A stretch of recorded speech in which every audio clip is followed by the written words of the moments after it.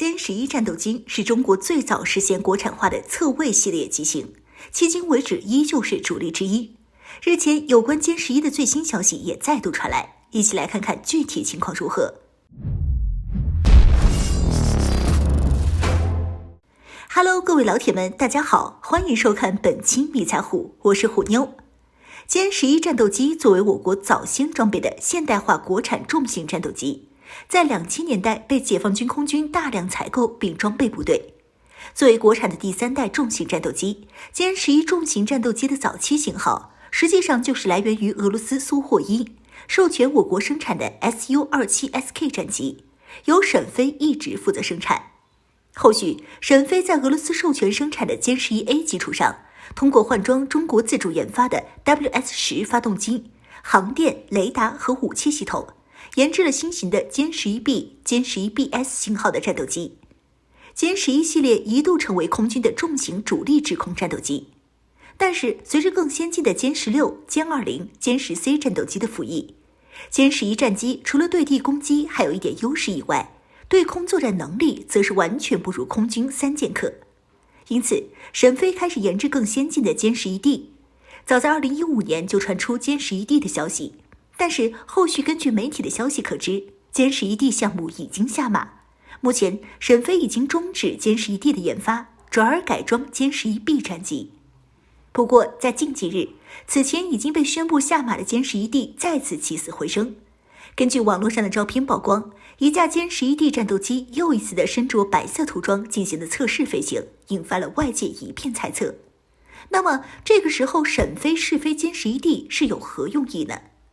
不得不说，歼11D在歼11B 基础上的升级变化是非常大的，堪称超级魔改版。首先，根据试飞的照片观察，歼11D 的机翼内侧增加了新的挂点，结构性能也有显著的增强。最重要的改进就是装备了新型的有源相控阵雷达以及航电系统。现在现役的歼11B 系列战机在机载雷达的性能上，与美国空军同类机还是有很大的差距的。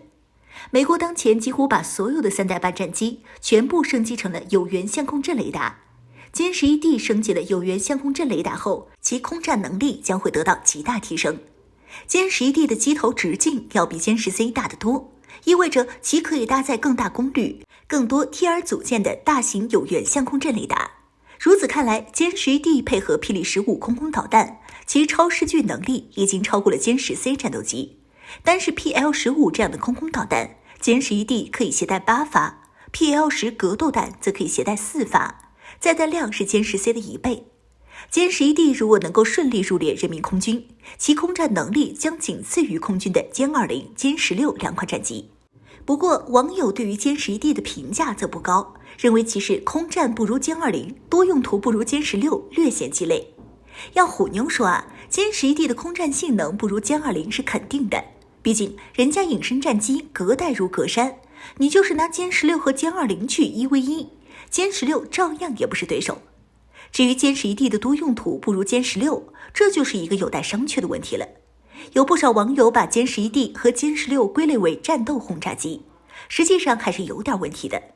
歼16的定位是双座的重型多用途战斗机，歼16空战能力强，不等于它是纯粹的空游机。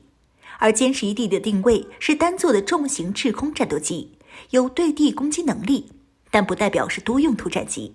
这两种飞机承担的职能完全不同，有不少网友将它们混为一谈，实在是有点笼统了。要虎妞来具体来猜一下的话，歼11D 战斗机可能是沈飞为了替代老旧的歼11A、歼11B 而研发出来的一款超级魔改版空游战斗机。毕竟歼11系列战机的生产时间比歼10还要早，从上世纪90年代末期生产到现在10几年，空军积累了450多架歼11战机，除去一部分是全新改装的歼11BG，剩下的还是老旧的歼11早期型号。沈飞可能是看上这个市场了，因此才重启歼11D 项目。理论上，这个观点至少是有可能的。歼11D 具有大航程、优秀的超视距空战能力。考虑到以后老旧的歼11型号战机将会逐步退出解放军现役，因此肯定会有战斗机空缺，总不能拿歼20来替代吧。歼20虽然先进，但是其昂贵的价格和较低的产能使它根本不适合，也没能力在空军中普及装备。作为歼11系列的最先进子型号，歼 11D 可以迅速补充替代，毕竟同属一系列战机，飞行员不需要太多的重新磨合，就能迅速形成战斗能力。因此，说歼 11D 是鸡肋的言论还是有失偏颇的。